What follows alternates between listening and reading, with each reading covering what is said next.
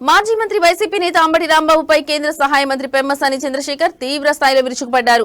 ముఖ్యమంత్రి చంద్రబాబును ఉద్దేశించి అంబటి అత్యంత అనుచితమైన భాషలో వ్యాఖ్యలు చేశారంటూ మండిపడ్డారు.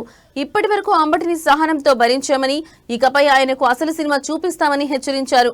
24 గంటల్లో తమ స్పందన ఎలా ఉంటుందో తెలుస్తుందని అల్టిమేటం జారీ చేశారు.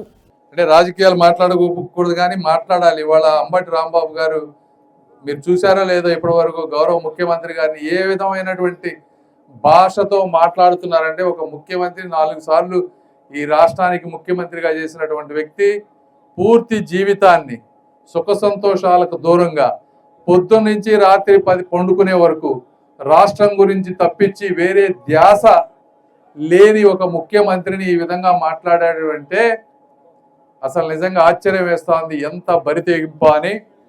అయితే ఒకటి, అంబటి రాంబాబు గారు ఇప్పటి వరకు మీరు చేసిన వరకు సహనంతో ఓపికతో భరించారు ప్రభుత్వం కూడా.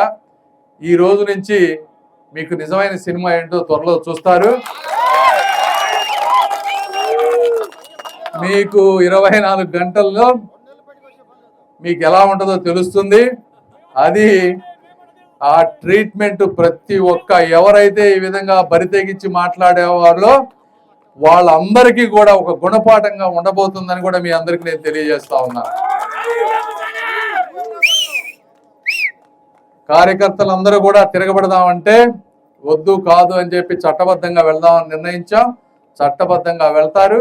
అంబటి రాంబాబు గారికి తెలుస్తుంది ఇంకొకసారి అట్లా చేయకుండా ఉండడానికి. ఏదేమైనా